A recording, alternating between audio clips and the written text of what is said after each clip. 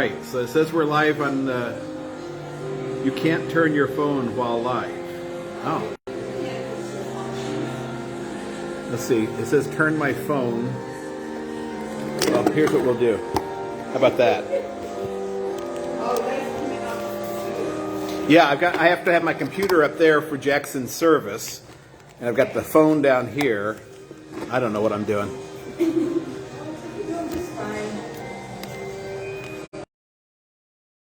If we're on or not. Or somebody check on your phone. Okay. It is sideways? Yeah.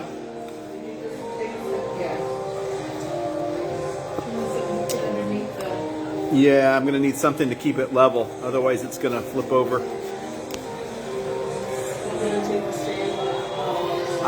It's not my stand. I don't know how to... Wait a minute. Maybe this will work. No.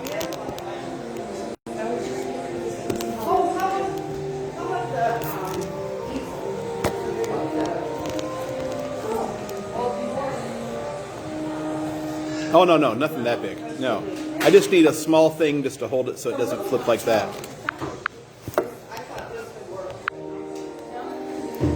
Oh, you could use that? Oh, yeah, let's try that. People who are watching from home are probably seasick by now. See if you can see if that'll work. Oh, good idea, Judy. All right, for those of you who are watching at home, very sorry. We're watching Jackson's vicarage placement while we're doing Bible study. So we're trying to do two things at once here, and I'm not even very good at doing one thing at once. So, and let's see. I can't see it because you'll have to type into the. I'm gonna have to mute that so I can. Amos watching. Yeah, if you're trying to communicate with me, you're going to have to type into Facebook Live for me to see it because I'm using my phone for Facebook Live and because I'm using my computer for Jackson's service for the vicarage placement service, and so I can't. The text come up and go away before I can see them. Or Judy will watch. She'll watch on Facebook Live for me and and see if anybody has a question. Type it, and Judy will relay it for me. And so, like I said, we're a little distracted because we're kind of watching the vicarage and deaconess intern assignments as we speak. And we'll probably pause at some point when it's time for Jackson to walk across the stage and to see Jackson get his assignment. We'll try to do that if we can time it right. We're on Amos tonight. We get to finally get out of Hosea. For the, after years, it seemed like in Hosea. Can you pass those around for me, Marilyn? Sure. Thanks. Not as long as John. Yeah, no, that's Amos. Famous Amos, right. Did you bring cookies? I did not bring cookies, no, sorry, no cookies. Okay. So Amos, let's read Luther on Amos first of all. Amos does specify his time. He lived and preached in the days of Hosea and Isaiah. He attacks the same vices and idolatry or false sanctity. What's that? Sarah said, put your phone on Do Not Disturb because you went to check something on your phone and now it's not streaming anymore. Uh-oh. Sorry to interrupt. Let's see. The lights just went down and now they're back up. Check, am I streaming now? Somebody who's watching? I think so. Let me hear what you're saying. I think they're coming in because everyone's turned around and standing. Yeah, you're good. Okay, is it working?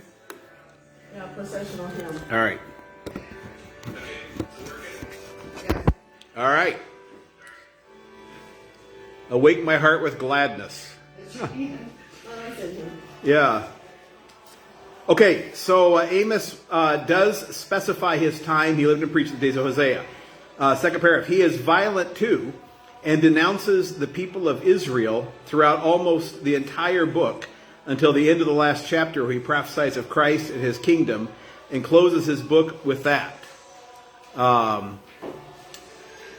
No prophet, I think, has so little in the way of promises and so much in the way of denunciations and threats. He can well be called Amos, which means burden. That is, burden. One who is hard to get along with and irritating, particularly because he is a shepherd and not one of the order of prophets, as he himself says in chapter 7:14. You're going to have to review this later. We're watching. I'm watching. Can't do both? No. They're watching the processional of all the pastors and district presidents. I think it's district presidents coming in now. Or is that the vicars? I can't tell. There's quite a few of them. Yeah. Yeah, there's What maybe Jackson said. 60 some. Oh, really? Seems like, yeah. Oh, that's good. 50 some, 60 some, something like that.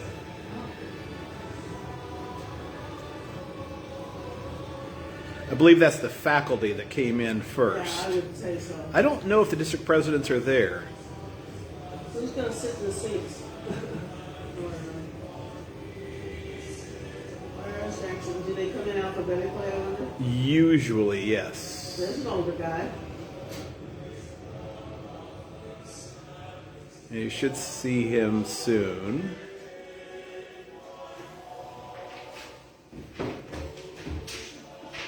Well, they're going to go away from it.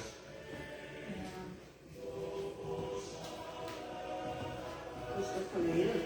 Yep. There's the deaconesses. Yeah. The guy with a man bun. That's not Jackson. No. The man bun cast. Is that him right there? Yeah. With the glasses? Yeah. Yep. Right there. That's it. There he is. Did he cut his hair short? Yes. Yeah. Then that's him. Yeah. Okay, he's in. We'll keep reading. Yes. Let's see. He's a shepherd, not one of the order of prophets, as he himself says in chapter 7:14. Besides, he comes out of the land of the tribe of Judah, from Tekoa, into the kingdom of Israel, and preaches there as a foreigner. So he's from Judah, preaches in Israel. It is for that reason that they say the priest Amaziah, whom he rebukes in chapter 7:10, beat him to death with a club. That's the legend is that Amos was beat to death by a club. In the first chapter, Amos is difficult and obscure, where he speaks of 3 and 4 sins. Many have knocked themselves out over it, struggling with it at great length. But the text, I believe, shows clearly that these 3 and 4 sins are but one sin, for he always names and cites only one sin. Against Damascus, for example, he names only the sin that they have threshed Gilead with iron chariots. But Amos calls this sin 3 and 4 because the people do not repent of the sin or acknowledge it. Rather, they boast of it and rely upon it as though it were a good deed, as false saints always do. For a sin cannot become more grave, great, or weighty than when it tries to be holy and godly, when it tries to be a holy and godly work, making the devil God and God the devil. Okay, so you flip-flop them. So too, 3 and 4 make 7, which is the completeness of the numbers in scriptures, where one turns back and begins to count again, both the days and the weeks. We'll talk about that more later. Amos is quoted twice in the New Testament, the first time in Acts 7, where Stephen cites Amos against the Jews, and shows by it that the Jews have never kept God's law from the time they first came out of Egypt. The second time in Acts 15, where St. James, in the first council of the apostles, quotes from the last chapter of Amos, 9, 11, and 12, as proof of Christian liberty, that the Gentiles under the New Testament are not bound to keep the laws of Moses, which the Jews themselves have never kept and could not keep, as St. Peter preaches in Acts 15. These are the 2 most important bits of Amos, and they are 2 very good bits. Luther's not an exceptional fan of Amos, because there's not a lot of gospel in Amos, and so with Luther it was always about the gospel, and he didn't call it a straw book like he did James and like he did Esther. He called those straw books. He called James the straw apostle because it really doesn't preach the resurrection the way he thinks it should. But he wasn't a big fan of Amos particularly. Is this going to be on the website? Yeah, it'll be on the Fort Wayne website. Okay. Yeah, you can go back. What? Like, you're talking about Amos, and we're like, is this going to be live stream? Oh, that's all right. I teach confirmation. I know I'm used to this. You should just do a live stream of PR's commentary on Jackson's.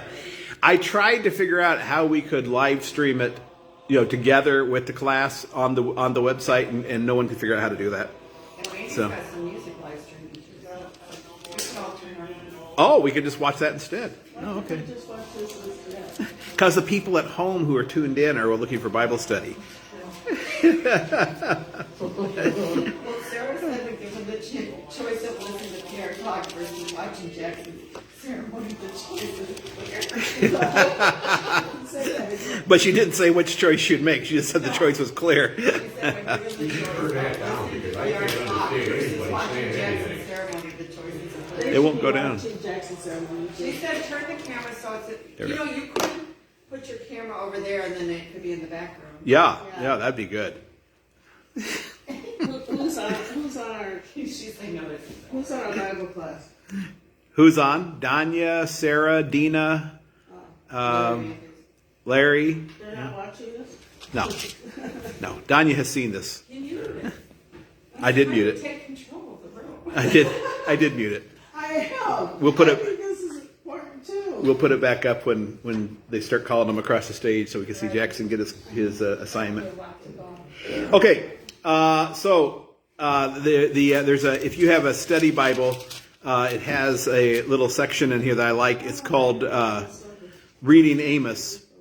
From the high pastures he lifts his eyes to see across the salt sea and the Jordan, where the shadows stalk and devour Edom, Moab, and Ammon.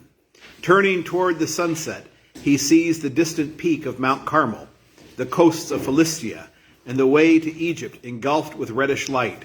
He calls together the sheep and leads them to safety before the day turns to darkness when predators roam. The Lord called the shepherd Amos to deliver a surprising and ominous message for Judah and Israel.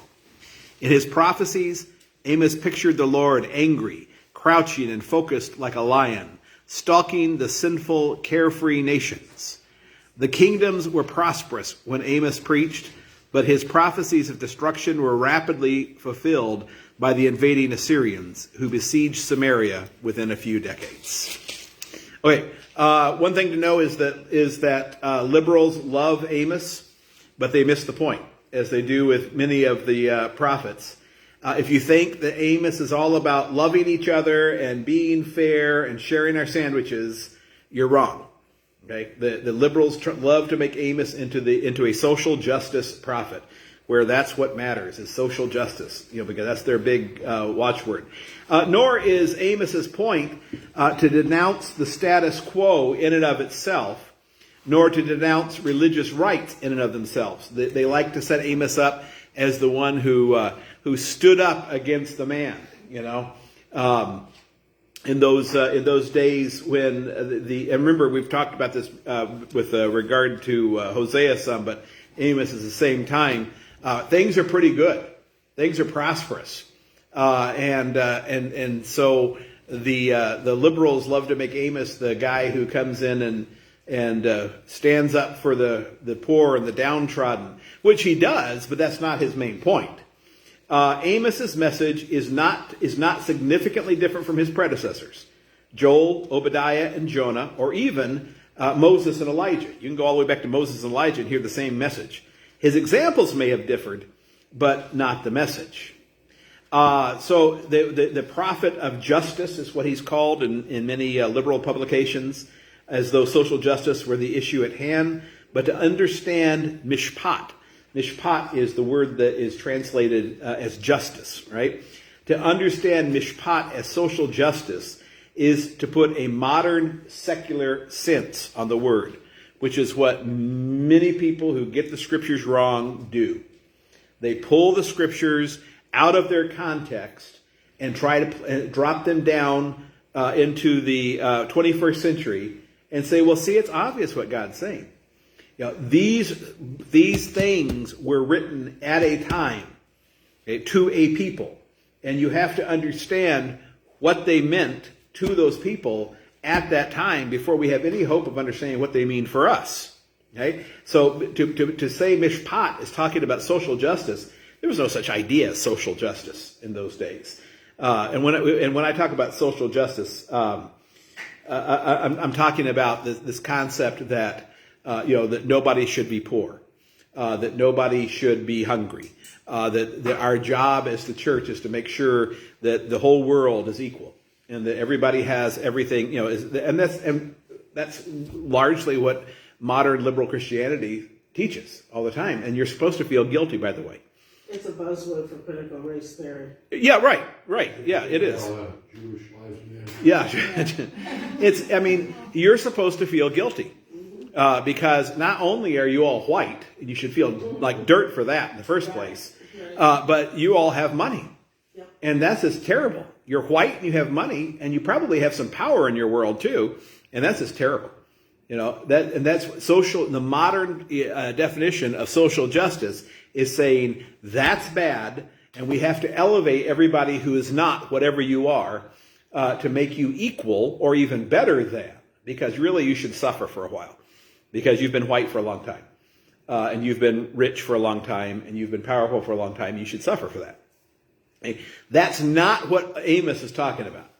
Never let anyone confuse you with that by quoting Amos to you, because mishpat isn't talking about that. Mishpat, the word, is not only ethical. It is ethical, but it's not only ethical. It's also religious, and it's also metaphysical.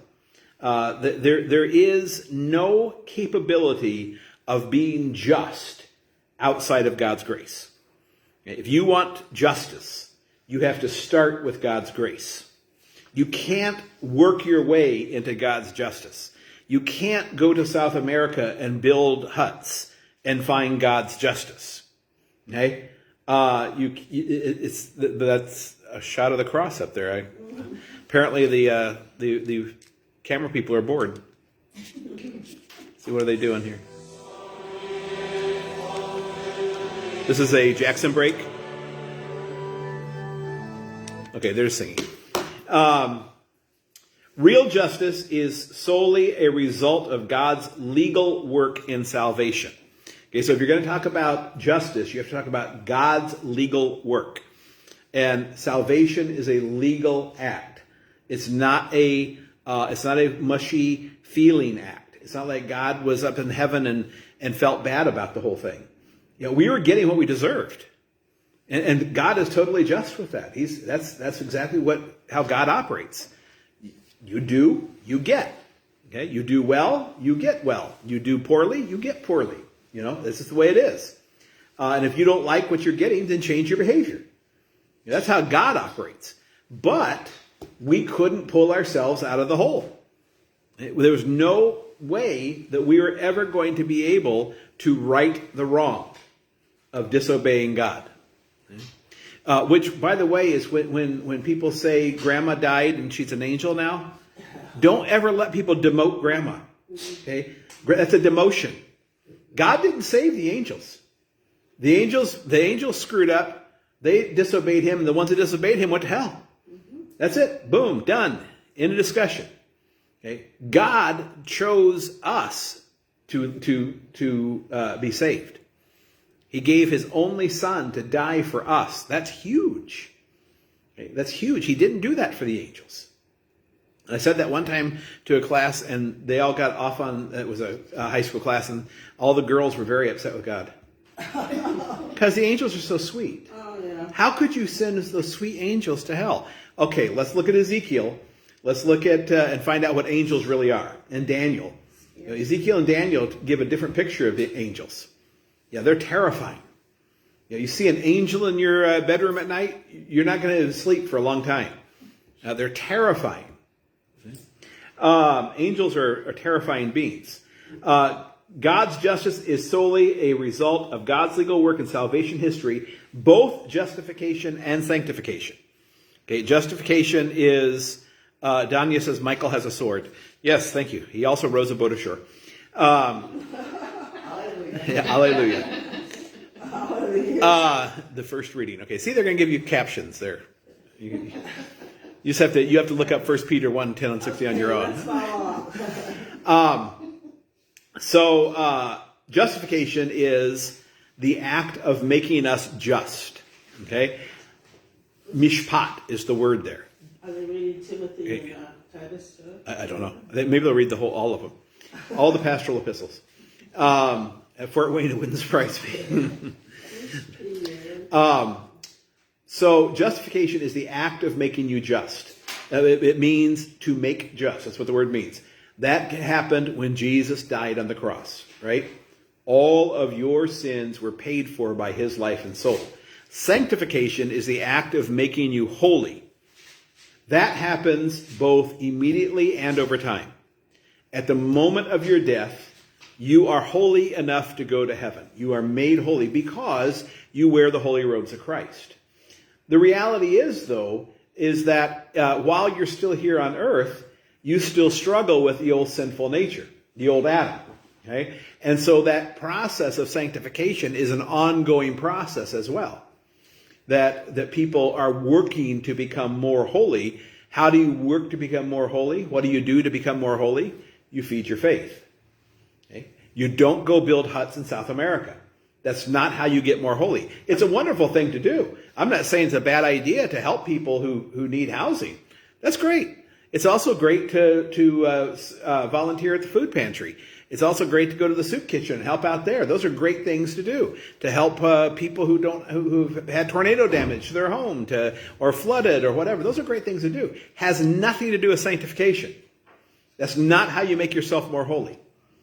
That is a fruit of sanctification.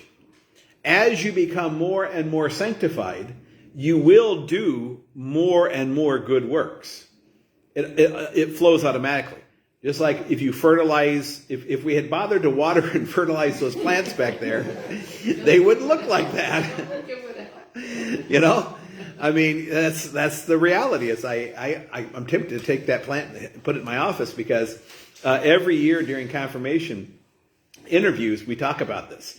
And because I have plants all over my office, and I always ask the kids, what would happen if I stopped watering my plants and put them and closed the drapes and never got them any light? Well, they'd die. That is a beautiful object lesson right there. You know, of what happens if you ignore the plant. And then you could miss it while I was talking. I could, because I often water my plants when Judy's talking. Yeah. Yeah, if she bores me, I just get up and start misting my plants. It's nicer than saying, shut up and leave me alone. That's not true. I don't really do that. Don't start writing emails to me. I did one time.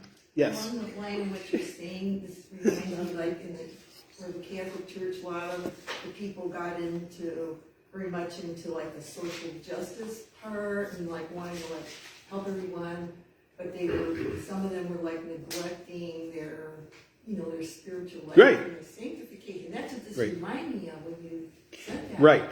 And that's what often happens is that people they mistake the idea of, well, let me put it this way. They ask the question, how can I be more holy? To be more sanctified? How can I do that? And they think it's by doing actions. It's not. It's by building faith. When you build faith, sanctification will happen. And you will do more holy actions. So I try to get people to that point all the time of saying, all of us have times where we take inventory of our lives, right? I hope so. I mean, all of us, at one time or another, we say, I'm really happy with the way things are right now. Or we say, I'm really not happy with this, that, or the other thing. And if something you're not happy with is an issue of holiness, I'm not happy that I treat my spouse badly, or I'm not happy that I have this wall of anger between my child and me, or whatever it is. We look at it, I'm not happy about that. Okay, well, how do you fix it? Okay? Not being happy about it. And we don't fix it with feel-good therapy and platitudes. We fix it by feeding faith. Then you need to feed your faith. How do you feed your faith? Word and sacrament. Yeah. Word and sacrament. And it is absolutely astounding how many people will stop coming to church, will stop reading the Bible, will stop receiving the sacrament when they are in a bad place. You know? It's astounding. It's like, well, you know, I have a really sore throat and I have a stuffed up nose and I have congestion in my chest, so I'm not going to the doctor. That's the last place I would go. What do you do when you feel sick? You know, most people, unless you're stupid. But I mean, most people, if I broke my arm, maybe that's a better example. You know, if something happened, I couldn't move my fingers. Well, I'll go to the library. No, I'll go to Jewel. No, where would you go? You'd go to the emergency room. You know, why? Because that's where you can get healed. So it's the same thing in life. When we look at, what are they doing? What are they doing, We're Meryl? standing, singing.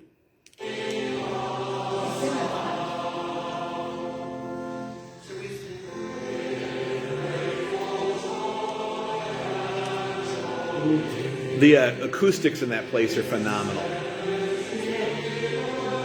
That's Very not low, Belbo. huh? Huh? That's not Belbo. That's Fort Wayne. Okay.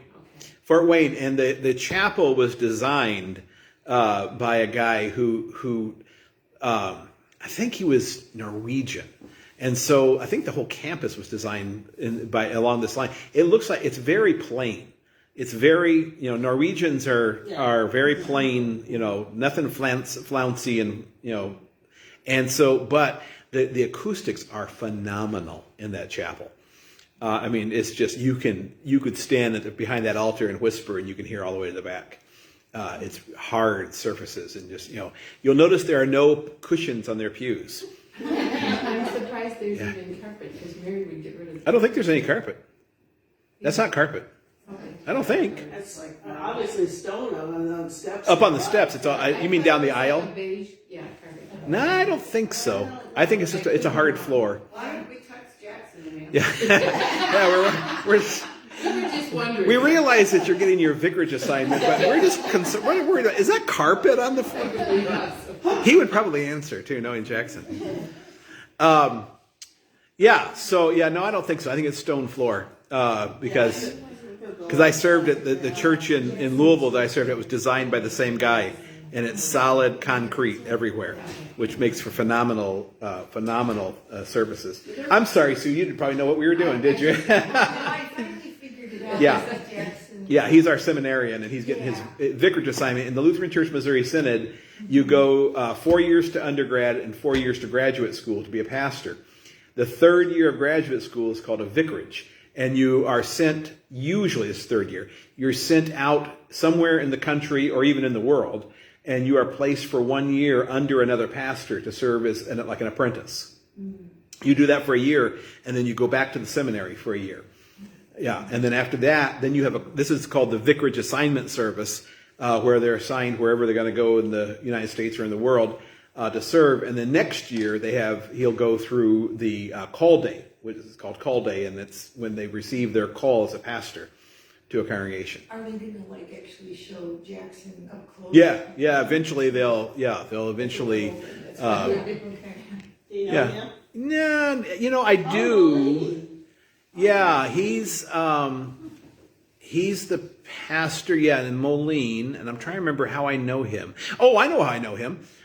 His brother, I think, is a pastor that I've gotten to know. I think it's his brother, maybe it's his father. Anyway, who delivers our beef. It's either his dad or his brother, the guy who brings our beef from Minnesota. Yeah. Yeah, I can't remember which one it is. And he's been there for quite a while. He was not there when I was in Moline. But he's been there for quite a while. Okay. Yeah. Now, how did he get chosen, I wonder? As the preacher? Mm-hmm. It's different ways. Oh. I'm sure he's an alum. And could be he's got a kid in the class, or I don't know. Are there family members there, or is that? Oh yeah. So are Jackson's family members? I don't know. I don't know if they went or not. But yeah, tons of family come to this. We And should check some Not- of that too. We should Probably be get a little prepared beef if they in the want deed. carpet. yeah, I had delivered beef. Yeah, he brought a gift of beef, so he got to be the preacher. And they call up one by one. Yeah, This Yeah. is almost even more exciting than watching Rachel become a police officer. yeah, right.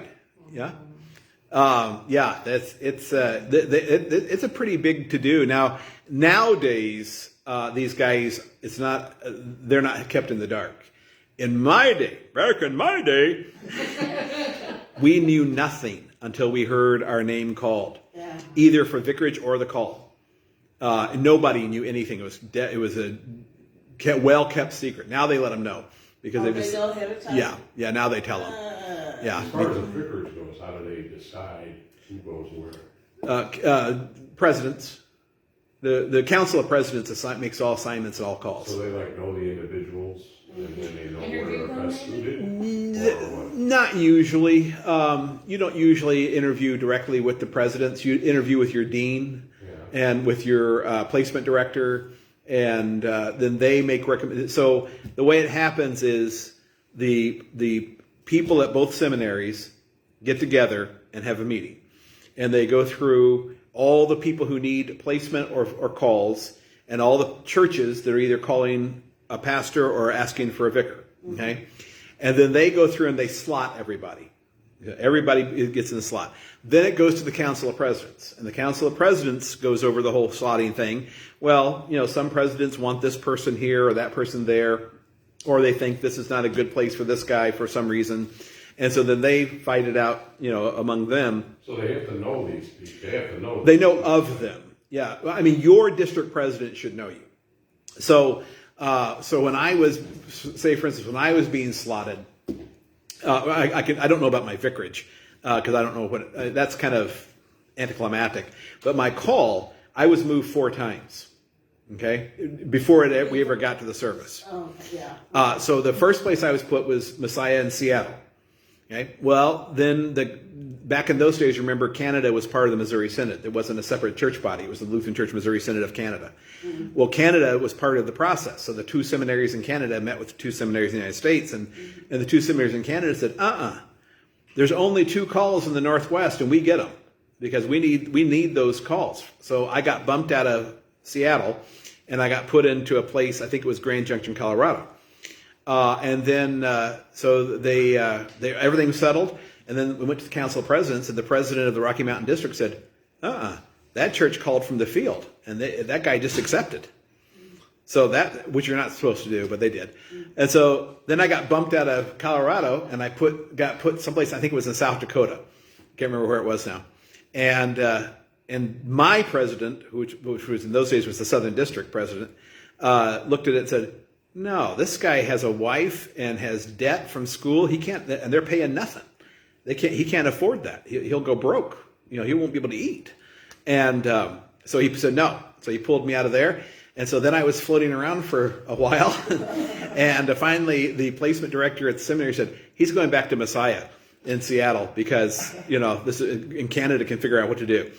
And so he put me back. And so the only reason I know all that is because my best friend worked in the placement office. And so he heard all this going on, and so he was sworn to secrecy, but afterwards he told me about all the story of how it all went. So it's kind of a complicated thing. Yeah, it's like that game where all the prizes are in the middle, and you can either pick one of them or you can take one from somebody else. It is. It's like Secret Santa, or what was that called? Where we do that? It's secret. Yeah, I think it's- White elephant. Yeah, white elephant. Yeah. Yeah, it's like I was the white elephant. Yeah. Yeah, no, we don't want that one. Move him over somewhere else. So yeah, so it's really kind of fun. Sarah wants to know how the churches get selected. How the churches get selected? They get to call the vicar? They apply. The churches apply. So if we wanted a vicar, we would fill out an application and we would give it to our district president. And our district president, bishop, would look at it and tell us either yes or no. Either yes, you're a good place for a vicar, or no, you shouldn't do this because of whatever reason. Then if he agrees, then he forwards it on to the seminary and requests a vicar for us. Don't we have to have the money to pay them too? Well, they like to eat. Well, that's part of the process. Yes. And that's the reason we do not have a vicar, is because they're expensive. And I mean, to pay the salary and housing, we're looking at around $60,000 a year. By the time we pay salary and housing for them, because you got to house them and pay them something. We don't have to pay health benefits, but we do have to pay salary and housing. And so it's around $65,000 a year for this area, and we just can't afford it. I would love for us to have a vicar. I think it'd be so much fun to have a vicar, and this would be a perfect congregation for a vicar. Because everybody's grass. Because everybody. One of my friends, that was one of his jobs on vicarage, was cutting the pastor's grass. Yep. So that's, it would be a great congregation for it, but until the Lord chooses to dump the money on us, then I don't think we're going to get one. Is St. Louis going through around the same time? Yes, I believe St. Louis's assignment service is tomorrow, I think. I can't remember where it is. It's right around the same week though, Fort Wayne, because they have to have it so that the bishops can get back and forth. Yeah. Because the bishops like to be at both services for the calls. I see. Yeah. Yeah, I got to do that. I can't remember what year it was, but I got to sub for Bishop Hardy at the St. Louis call service. It was fun to march in with all the bishops. Yeah. And watch some of the old ones fall asleep. That's always kind of fun. Okay, next thing about Amos. We must remember that there was no separation of church and state for Amos. Okay? There is for us. So justice for us is concerning that vicarious justice that was won on the cross for us, and has nothing to do with the price of tea in China or pumpkins in Peoria. Okay, that's not what we're after. When we're talking about, it's not fair that the farmers in Peoria aren't getting subsidized for their pumpkins. The church has to do something. No, you as an individual might do something. Or it's not right that we're importing Russian goods when they're attacking Ukraine. No, that's not a church issue. Okay, that might be an individual issue. You might feel strongly about that. You might write your congressperson or the Secretary of State or whoever is in charge of those kinds of things, Secretary of the Interior, I guess, and voice your opinions, and all that's well and good. But it's not the church's role, because the church is not involved in governing the state. The church is involved in proclaiming the message of Christ. Nor is the state involved in governing the church. Okay, and we had our object lesson of that in 2020, that the state has no business telling the church how they should behave. Okay, and we finally got, thank God for Justice Kavanaugh, who finally said, no, you can't tell churches to close. And all the politicians suddenly changed their mind. Oh no, we didn't say that, did we? I don't think we said that. Oh my goodness, who said that? Yeah. Suddenly, when you get a Supreme Court justice breathing down your neck, it changes your mind. The church and state, though, did not exist separately for Amos. They are one and the same, and that's why when people complain about taxes, I always laugh, because taxes were worse in these days. You paid around 33% on the dollar in taxes, and that does not. There are no deductions.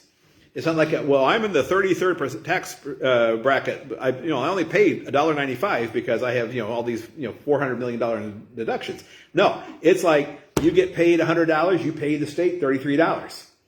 Now it's divided up into different things. Some of it's temple tax, some of it's Thanksgiving tax, some of it's tithe, and the tithe portion is what we talk about today, was the 10% that was the straight gift from what God has given you. And that's the tithe portion that we talk when we say if you want to, because people always like to know how much. Well, how much am I supposed to give? Well, Jesus always, whenever you ask Jesus, he says everything. He says it's all mine anyway. Why? How dare you ask that question? It's sort of like kids who live at home and say something like, "Well, I can do what I want with my room." I'm sorry. At what point did you pay the mortgage? I might have missed that. That check might have slipped by me. When did it become your room? You're just using it, buddy. Yeah, this is my room. And one of the great, I know Bill Cosby is not in good standing these days, but the guy had some good points. And on the Huxtables, there's an episode where Theo starts talking about my room and I'm going to do this and blah, blah, blah. And so while he's at school, the Huxtables go in and move all of his furniture and all of his clothing out of his room. And he gets home from school or work or whatever, and he has this empty room. And Bill Cosby says, "What have you done with my stuff?" He says, "Oh, I'm sorry. Your stuff? I bought all that stuff. See, I have receipts for it. I bought all that stuff. That's all my stuff. I was just letting you use it, but I've decided since you're grown up and you are able to do all this now, you can rent it back from me. And so for $50 a month, you can have a bed." And he goes, there's a whole episode is based on this stuff that Theo's trying to figure out how to rent the stuff he needs to live. But it's, that's how God is. Wait. Your house, your car, what are you talking about? You're just using that. That's my car. That's my house. I provided all of that for you. And so that's where the idea of the tithe comes from, is because God says, give back to me a tithe, which is 10%. That's what tithe means. That's what the word means. Give back to me 10%. That was Old Testament. And so New Testament, we always say, Jesus talks less about a percentage, in fact, he doesn't talk at all about a percentage, and more about faithfulness. Be faithful to God. Now, that means faithfulness in your money, certainly, but it also means faithfulness in your time and your abilities. That Jesus expects faithfulness on all levels. One of the problems that they had in the Old Testament is that people heard a minimum, and guess how much they gave? The minimum. Yeah, that's what people do. If you say you have to give $100 a week to be a good person, that's what they'll give, even though they could afford to give $200 or $300 a week. But they say, "Well, it only cost me $100 to be a good person, so why would I give $200 or $300?" So Jesus starts talking less and less about specifics. So like when the rich young ruler says, "How much? What do I have to do to be saved?" Jesus says, "Well, follow the 10 Commandments." And then he says, "Oh yeah, I do that." Right. Well, you can just imagine the eye roll that Jesus experienced. I'm sure he didn't roll his eyes, but if I'd been Jesus, I would have. You can just imagine. How silly. Of course you haven't kept the 10 Commandments. But he says, "Okay, I'll accept that. Now go sell all of your possessions. Give it to the poor and then follow me." What was Jesus' point? Give everything up for him. Right. Follow him. What was his point with that specific gentleman? It all belongs to him anyway. Yeah. What was the guy trying to hang on to? His stuff. Yeah.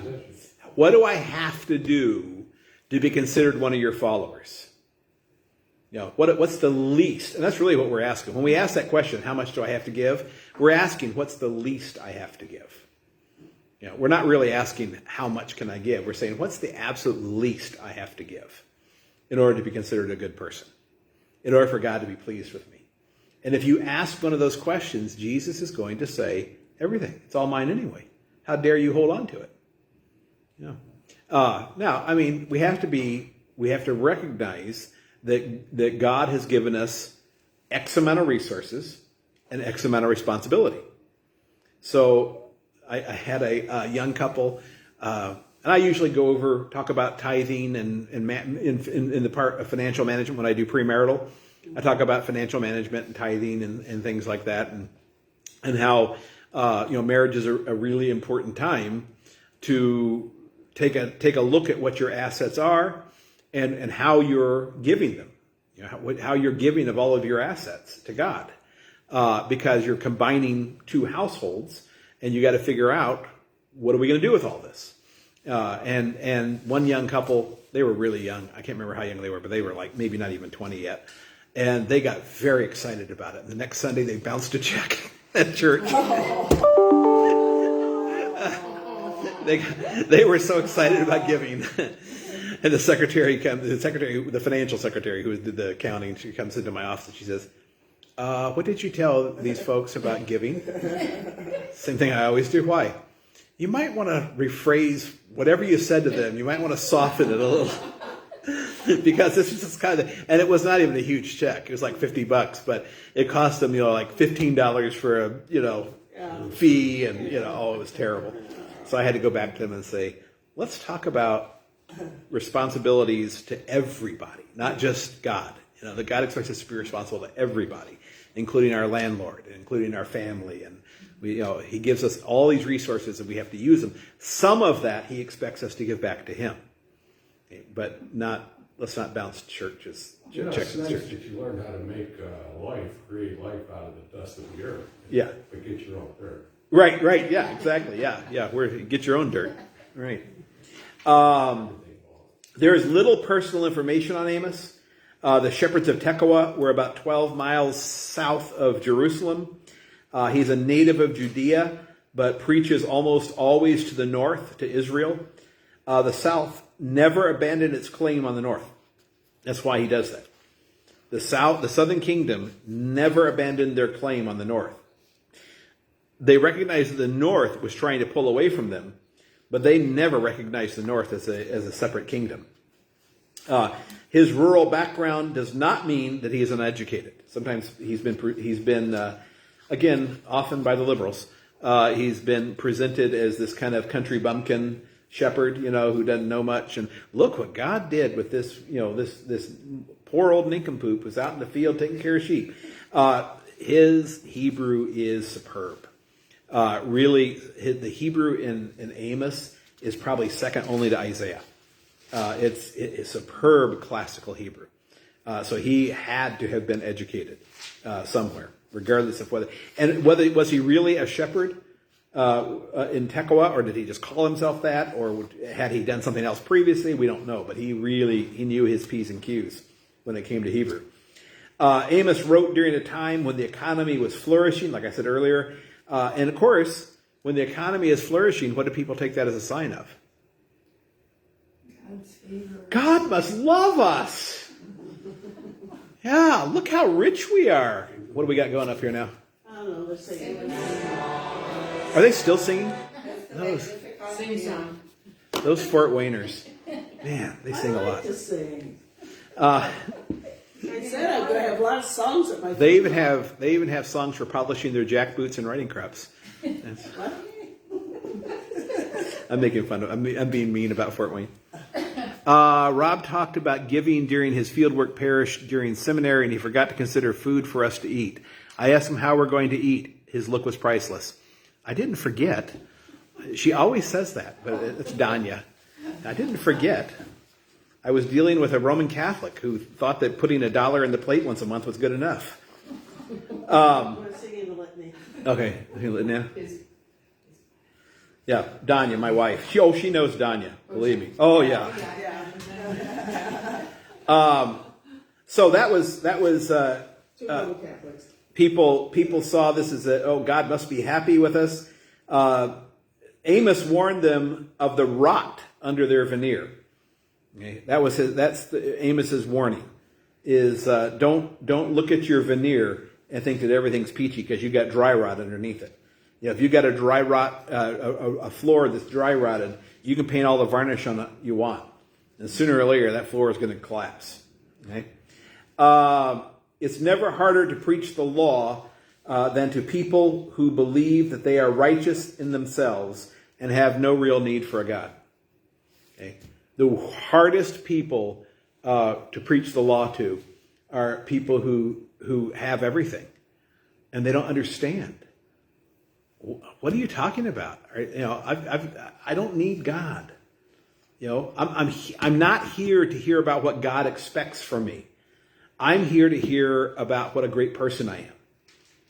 I had a person in a congregation one time that stood up at a congregational meeting, pulled $100 bill out of his wallet, and he was wealthy, and said, and in those days, $100 was more than it is today, and waved the $100 bill around and said, "I put one of these in the collection plate every week, and so should you." Talk about dry rot under the veneer, because what I saw was when I saw that, I knew what was going on in his life. And he painted this veneer of how wonderful he was and how wonderful his family was and how everything was fabulous. and things were going to hell in a handbasket quick. You know, the dry rot had eaten through, and he was in trouble. But he wanted to make everybody see how great he is. And he was one of the people who is hard to speak the law to because he was rich, he was powerful. He was rich for that day. He was powerful. He had many people at his command. And didn't understand. What more could God want? I've got everything going for me. It's a veneer. That reminds me of when Richard Benke and I had lunch one time, and I was talking about him I think on Sunday morning. I was talking about him. He was the Atlantic District President, and he has a little tiny church in, I think it's Brooklyn, but it could be the Bronx. Can't remember. Tiny little mission church kind of thing, and very poor. And he came to visit me when I was serving in Louisville, which is a very affluent parish, and the most affluent parish I ever served. And he looked at me and says, "Oh," he says, "I do not envy you." He says, "I feel bad. This is a hard job." And I looked at him and I said, "What do you mean? I mean, this is a posh place. Everything's easy here." He says, "Your people don't need God." He says, when I get up in the pulpit, my people need God. They don't know if they're going to have enough food to eat at the end of the week. They don't know if they're going to have lights on when they get home, or if they're going to be able to feed their kids, or if their kids are going to be safe at school. He says, my people need God. They come to church looking for God. And I realized when he said that, why I had such a difficult time preaching there is because it was hard preaching to people who have everything. It's really a hard job. Yeah. Yeah, it's interesting you say that, though. I mean, I've heard people who disregard God, and it's kind of this idea of the fact that the people who follow God are people who need Him. Yeah. And He's just there because these poor people, they don't know how to take care of themselves, and they don't know what it takes to get by in life, and make something of their lives. So they have to have a God to look to. Mm-hmm. Yeah. And it's like, And when you have a 10,000 square foot home with a 5-car garage, and you've got a Mercedes in one and a Lamborghini in the other, and you have your own airplane, and you go to church. What is it God can do for me? What do I need? It's easy to think that until the world collapses around you. And that happens sometimes. But sometimes it doesn't. I used to think that it always happened to everybody, and eventually, and then I figured out, no, some people really do live a charmed life. And I don't know why. I don't know why. I don't know if I don't know what God's got in store. But there's some people who have everything, and they never have significant losses. I don't know. It's up to God. Yeah. Sometimes it gets real easy to link those two. Right. Like for you to think that, well, I must be doing something right. Right. What God's done for me. That's exactly what Amos is dealing with. Yeah. Because Israel is very prosperous. Israel is very prosperous at this point. Then you start questioning God's justice. Yeah. Why do these people have everything, and why don't I have anything? Yeah, he's not dealing with that so much because Judah and Israel are both real prosperous. So there's not a lot of jealousy at this point of why do they have this and I don't. They have everything. Everybody wants their land. Everybody wants their spot in the world. What's going on? Larry Bible study and watch. Since the beginning of this academic year, it has been my honor to serve as the director of vicarage here at Concordia Theological Seminary. While there has been a bit of a learning curve, I want to thank my colleagues and staff who have been so helpful in bringing things to fruition tonight. To God alone be all glory. Special thanks go to Mrs. Lori Matter. She's my assistant in the placement office, and she is the one who keeps everything going and to whom all answers reside. Thank you. Thanks must also go to Dr. Jeffrey Pulse, our director of placement, who showed me the ropes and tried to prevent me from making too many rookie mistakes. That remains to be seen. I would also like to thank this class of outgoing vicars. You all have been very patient with me as I have figured. Okay, we'll get back to him in a minute. He can make his thank yous. It's like an Academy Awards speech. I'd like to thank my mother and my father. What's that? Do they do the deaconess first? No, I think they do. I don't know. You know, now that you say that, I don't know how they do because we didn't have deaconesses in my day. We didn't have no deaconesses. The ladies first. Yeah, they used to be. All the deaconesses were at Concordia, River Forest, or Valpo, and it was after I left that the seminaries started training deaconesses. I think it's a good thing. I wish Kelsey could go and finish her training at Fort Wayne. I would really like that. She's getting some special training though. Huh? She's getting special training. Yeah, right. Yeah. Yeah. When the kids get older, she'll have a lot of experience. Yeah, I hope she will eventually be able to go to Fort Wayne and finish up that degree because I think would be a phenomenal deaconess. Did you hear anything more on Michelle, our deaconess here, after her accident? Last I talked to her, they were doing fine. They were out of the hospital, out of therapy, and everything was going great. And where are they? Virginia, Oh, I believe. still, okay. Yeah, I believe they're in Virginia. Okay, here they go. Oh, they roll at a time, huh? This goes quickly. Yeah. Okay, we're pausing here to watch the assignment of vicarages for those of you at home. There's an old guy. Jonathan M. Anderson, Trinity Lutheran Church, Norman, Oklahoma District.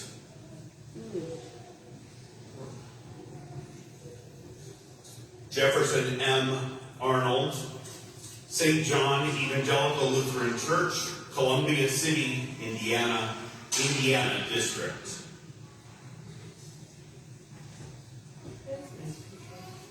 Sean T. Barnett, St. John Lutheran Church, Decatur, Indiana District.